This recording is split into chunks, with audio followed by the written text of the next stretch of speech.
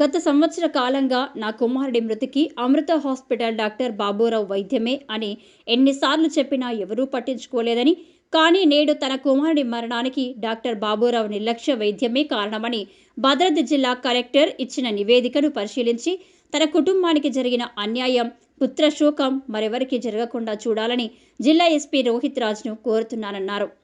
మాది multi speciality hospital 24 గంటలు నిపుణులైన వైద్యుల పర్యవేక్షణలో ఉంటుంది.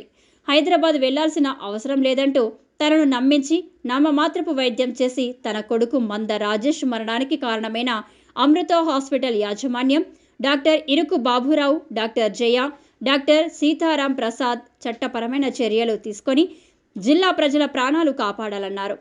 డ్యూటీ డాక్టర్ ఉండుంటే నా కొడుకు బ్రతికేవాడని, మల్టీ స్పెషాలిటీ ఆసుపత్రి అంటూ గొప్పలు చెప్పుకునే అమృత హాస్పిటల్లో కేవలం డాక్టర్ ఇరుకు బాబురావు మాత్రమే కాకుండా మరొక డాక్టర్ ఉన్నా తన కొడుకు బ్రతికేవాడని, కనీసం నర్సింగ్ సిబ్బందిలో అయినా ఒక శిక్షణ పొందిన వాళ్ళు ఉన్న పరిస్థితి వేరేలా ఉండేదని జిల్లా కలెక్టర్ నివేదిక ద్వారా తన కుమారుడికి ఎలాంటి వైద్యం అందిందో అర్థమైందని, అర్హత లేని వైద్యం చేసిన డాక్టర్లపై క్రిమినల్ కేసులు నమోదు చేసి ఆసుపత్రి సీజ్ చేయాలని, వారి డాక్టర్ పట్టాను రద్దు చేసేందుకు మెడికల్ కౌన్సిల్కు సిఫారసు చేయాలన్నారు మంద వెంకన్న. 23 సెప్టెంబర్ 7వ తారీఖున నేను నా కొడుకు జ్వరం తోటి ఇరుకు బాబురావు గారు అమృత హాస్పిటల్ ఇరుకు బాబురావు దగ్గరికి వెళ్ళడం జరిగింది.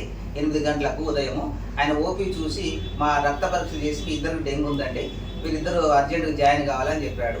నేను ఆ రోజు ఎమ్మటే నేను అన్న డెంగ్యూ ఫీవర్ అంటారు కదా, మీరు చూస్తారా అన్న అంటే, అదేందన్నా మన కిటికల్ కేర్ హాస్పిటల్ అమృత కిటికేర్ హాస్పిటల్ 4 డాక్టర్లు ఉంటారు, నువ్వు వర్రీగా అవసరం లేదు, నువ్వు జాయిన్ అయిపో, నేను ఏదైనా సీరియస్ ఉంటే నేనే చెప్తా, నేను ఎక్కడికైనా పంపించాల్సి వచ్చినా కూడా నేనే మాట్లాడతా చెప్పింది. సరే జాయిన్ అయినామన్నా. 7వ తారీఖు జాయిన్ అయినాము. 8, 9 ఈ 2 రోజులు కూడా ఎలాంటి ట్రీట్మెంట్ జరగలేదు మాకు. 24 గంటలకు ఒకసారి అతను చూసిపోతాడు, మందులు రాస్తాడు. ఒక స్టూడెంట్ లాంటి నర్సుని, అంటే మినిమం క్వాలిఫికేషన్ లేని నర్సుని పంపించడం, బీపీ చెక్ చేయడం, మందులు వేయడం, వెళ్ళిపోవటం. 24 గంటల తర్వాత ఒక డాక్టర్ రావడం, చూడటం, వెళ్ళిపోవటం, అంతా బరాబరే ఉందని చెప్పాడు. 3వ రోజు వచ్చి 3 రోజుల తర్వాత ఫీవర్ తగ్గిన తర్వాత, ఇక నుంచి నా పని అండి, మీరు భయపడకండి, డెంగ్యూ ఫీవర్ తగ్గిన తర్వాతనే మిగతా సిమ్టమ్స్ బయటకు వస్తాయి కాబట్టి మీరు వరీ కావద్దు, మోషన్ అయితే ఉంటుంది, వాంతులు అయితే అవి లక్షణాలు, కానీ భయపడకుండా మీరు నేనున్నా అని చెప్పి నన్ను మాయ మాటలు చెప్పి మభ్యపెట్టి రాంగ్ గైడెన్స్, ముఖ్యంగా నీకేమి కాదు నేనున్నా అనేది రాంగ్ గైడెన్స్, రాంగ్ ఆలోచన కలగజేసి నన్ను అక్కడే ఉంచుకున్నాడు. 9వ తారీఖు నైట్ సాయంత్రం పూట నా కొడుకుని ఐసీయూలో తీసుకుపోయాడు. ఎందుకు తీసుకోపోతానని అడిగితే ఏమన్నాడంటే, మీరు ఇక్కడ ఉండి వారిని భయపెట్టిస్తారు, నేను తీసుకెళ్ళి పర్సనల్ చూసుకుంటాను, తీసుకెళ్ళిండండి. తీసుకెళ్ళిన తర్వాత నన్ను చూనేలేదు, మా వాళ్ళు ఎవరు రానేలేదు. ఎవరు రానియకుండా 10వ తారీఖు ఉదయం 11 ఆ ప్రాంతంలో నా కొడుకు శ్వాస ఆడతలేదని ఇబ్బంది పడతాడు. అన్న శ్వాస ఆడతలేదు నా కొడుకు ఇబ్బంది పడుతుందంటే, నీకేం తెలియదా భలే మాట్లాడుతుంది, నీ ఒక్కడవేనా ఉన్నావు, ఆ పేషెంట్లు నాకు చాలా మంది పేషెంట్లు ఉన్నారు, నేను నీ కొడుకు ఏం కాదు నేను చూసుకుంటా అని అక్కడ ఉన్న బెడ్ దగ్గర ఉన్న ఒక చిన్న నర్స్ స్టూడెంట్ ఒక వాట్సాప్ పంపిస్తే ఎమ్మటే వచ్చింది. అక్కడికి వచ్చి ఎమ్మటే నా కొడుకుని ఆక్సిజన్ ఆడలేని మనిషిని ఆక్సిజన్ పెట్టకుండా స్కానింగ్ పంపించిండు. స్కానింగ్ పంపి వచ్చిన గంటలోనే చనిపోయిండండి నా కొడుకు. కాబట్టి నా కొడుకు చావు కారణం ఇరుకు బాబురావు గారు, జయ అండ్ సీతారాం ప్రసాద్. నేను ఎలా చెప్తానంటే ఈ మాట, నేను అప్పుడు ఒక కేసు పెట్టడం జరిగింది. ఆ కేసు పెట్టినప్పుడు ఆ పోలీసు వాళ్ళు కేసు ఫైల్ చేశారు, దాని ఫోరెన్సిక్ రిపోర్ట్ పంపించారు. ఫోరెన్సిక్ రిపోర్ట్ వచ్చి కలెక్టర్ గారి ఆధ్వర్యంలో ఒక కమిటీ వేసి బాబురావు డాక్టర్ వల్లే, డాక్టర్ ఇరుకు బాబురావు అండ్ వాళ్ళ యాజమాన్యం జయ అండ్ సీతారాం ప్రసాద్ వల్లనే చనిపోయినట్టుగా ఒక సర్టిఫై చేసి నాకు ఇచ్చారు. అప్పటిదాకా నాకు ఇప్పటి వరకు బాబు ఎలా చనిపోయిన సంగతి నాకు తెలియదు, నిన్నటి వరకు కూడా. అయితే నేనేం చెప్తానంటే విషయం, కిటికేల్ కేర్ హాస్పిటల్ పేరుతోటి అక్కడ లోపల ఎలాంటి డాక్టర్లు ఉండరు, ఒక బోర్డు మీద మాత్రమే పేర్లు రాసి ఉంటాయి, లోపల ఏ డాక్టర్ ఉండడు, ఒక మినిమం క్వాలిఫికేషన్ నర్సు కూడా ఉండదు. నేను ఇంకొక మాట చెప్తాను బలంగా, ఇంకొక డాక్టర్ కనుక ఉంటే నా కొడుకు చనిపోయేటాడు కాదండి, ఖచ్చితంగా చెప్తాను. ఇది ఇంకొక విషయం, ఒక్క రోజు ముందు నా కొడుకును పంపిస్తే నా కొడుకు బతికోడు, బతికించుకుంటున్నాను. నేను హైదరాబాద్ లెవెల్లో తీసుకుపోయాను, నాకు సత్తా నాకున్నది, కానీ వాడు నన్ను పంపించలేదు. సారీ, వాడు అనడం తప్పు ఒప్పు నాకు తెలియదు. అతను నన్ను పంపించలేదు, నేను అడిగినా కూడా, మా పిల్లలు అడిగినా కూడా పంపించలేదు. నీకెందుకు నేనున్నాను నన్ను నమ్మ పలికిండండి. ఇది నిజమండి, వాడిని శిక్షించాలి, అతను హాస్పిటల్ లేకుండా చేయాలి. అతను పర్మిషనే రద్దు చేయాలి, అతనికి కఠిన శిక్ష వేయాలి, కొత్త చట్టాల ప్రకారం అతనికి ఉరి శిక్ష వేయాలి. ఇది నా డిమాండ్ సార్. నమస్తే సార్. రాష్ట్ర ప్రధాన కార్యదర్శి Telangana SC ST BC minority విద్యార్థి యోజన సంఘం. ప్రధానంగా అన్న ఇప్పుడు వాళ్ళ కొడుకు చనిపోవడానికి ఎవరెవరు కారణమని చెప్పడం జరిగింది. ప్రధానంగా ప్రభుత్వం కూడా ఈ డాక్టర్ల నిర్లక్ష్యం వల్ల చనిపోయిండు అని ప్రభుత్వం ఒక కమిటీ వేసింది. ఆ కమిటీ కూడా రిపోర్ట్ క్లియర్గా ఉంది. ఆ రిపోర్ట్లో మొదటి పాయింట్, ఈ బాబురావు డాక్టర్ గారు ఈ డెంగ్యూ ఫీవర్ కారణం అని చెప్పడానికి ప్రధానమైన కారణం ఈ dengue fever, critical dengue fever ఎవరి సమక్షంలో ఎవరు ట్రీట్మెంట్ చేయాలంటే ఎండి ట్రాపికల్ మెడిసిన్ డాక్టర్ గారు చేయాలి, ఎండి జనరల్ మెడిసిన్ వీళ్ళ గైడ్లైన్స్లో మాత్రమే చేయాలి. అది బాబురావు అట్లా చేయలేదు కాబట్టి ఇది ప్రధానమైన తప్పు డాక్టర్ బాబురావు గారిదని రిపోర్ట్ చెప్పింది.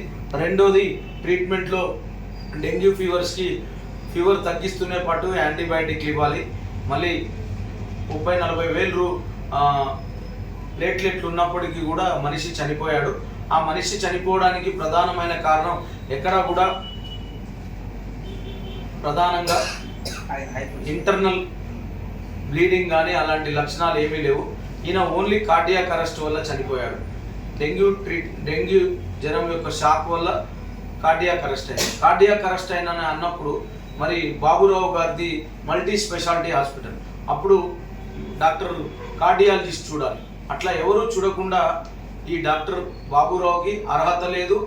ఆయన చూశాడు, ఆయన ట్రీట్మెంట్ ఏమి ఇవ్వడం చేత కాలేదు. రెండోది, ఆ షాక్లో క్రిటికల్ డెంగ్యూ షాక్లో వాంతులు విరోచనాలనే. రెండోది, కార్డియాక్ అరెస్ట్ అయిన.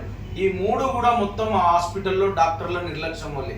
ఇక్కడ రిపోర్ట్ మొత్తం డాక్టర్ బాబురావు ట్రీట్మెంట్ వల్ల చనిపోయాడు అని క్లియర్ కట్గా ఇవ్వడం జరిగింది. ఆయన నిర్లక్ష్యం వల్ల ఆయనకు అసలు క్రిటికల్ డెంగ్యూ చేసే అర్హత హక్కు లేదు అని డైరెక్ట్గా పెద్ద ఎక్స్పర్ట్లు కమిటీ రిపోర్ట్ చెప్పింది. కాబట్టి మేము ఒకటే దయదలిచి ఎస్పీ గారిని, భద్రాద్రి కొత్తగూడెం జిల్లా ఎస్పీ గారిని అడుగుతా ఉన్నాం. కలెక్టర్ గారి సమక్షంలో ఒక కమిటీ బయటకు వచ్చింది, ఆ రిపోర్టు యాక్షన్ తీసుకోమంది. వెంటనే బాబురావు గారిని, ఆ హాస్పిటల్లో జయ గారిని, డాక్టర్ సీతారాం ప్రసాద్ని అరెస్ట్ చేయమంటారు. ఎందుకు అనంటే సీతారాం ప్రసాద్ ఇద్ద ఎనెస్థీషియాకి మా రాకేష్ చనిపోవడానికి కారణం ఏంటంటే ఆయన ట్రీట్మెంట్ ఇస్తే ఆయనకు హక్కే లేదు, అర్హతే లేదు. ఆయన ఎనెస్థీషియా, మాకేమైనా ఆపరేషన్ చేశారా ఆయన వచ్చి మత్తు ఇవ్వడానికి? కాబట్టి ఈ ముగ్గురు మీద కొత్త చట్టాల ప్రకారం క్రిమినల్ కేసులు పెట్టాలా, వాళ్ళ మీద ఎస్సీ ఎస్టీ అట్రాసిటీ పెట్టాలా, మర్డర్ కేసు నమోదు చేయాలని. గతంలో చాలామంది చావులకు కారణమైండు. ఇప్పుడు ఈ చావుకి అతనే కారణమని తేల్చారు.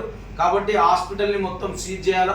భవిష్యత్తులో ఏ ఒక్క ప్రాణం కూడా కొత్తగూడెంలో నిర్లక్ష్యం వల్ల, డాక్టర్ల వల్ల, వ్యాపార ధోరణితో ట్రీట్మెంట్ల వల్ల చనిపోవద్దని మేము ఒక కొత్త వ్యూహాన్ని ఎన్నుకొని పంచుకొని మా మంద హనుమంతన్న వాళ్ళ మంద వెంకటేశ్వర్లు వాళ్ళ కొడుకు మంద రాకేష్ చావుతోనే కొత్తగూడెం అంతా కదులాల. కొత్తగూడానికి మరొక గుణపాఠం కావాలి. ఏ డాక్టర్ ట్రీట్మెంట్ చేయాలన్నా నా ట్రీట్మెంట్ తప్ప వేరే ట్రీట్మెంట్ చేయను, దానికి తగ్గ డాక్టర్ దగ్గరికి పంపించాలా. వ్యాపార ధోరణి కాదు, సేవ, వైద్యం, సేవ సేవ సేవ అనే దృక్పథంతో కొత్తగూడెంలో డాక్టర్లు కూడా మలుచుకోవాలని, ఈ చావు, ఈ అరెస్టులు డాక్టర్లలో ఒక గుణపాఠం కావాలా, వాళ్ళకు మేల్కొల్పు కావాలా. దయచేసి కొత్తగూడెంలో ప్రాణాలు తీయకండి, మంచి వైద్యం అందించండి.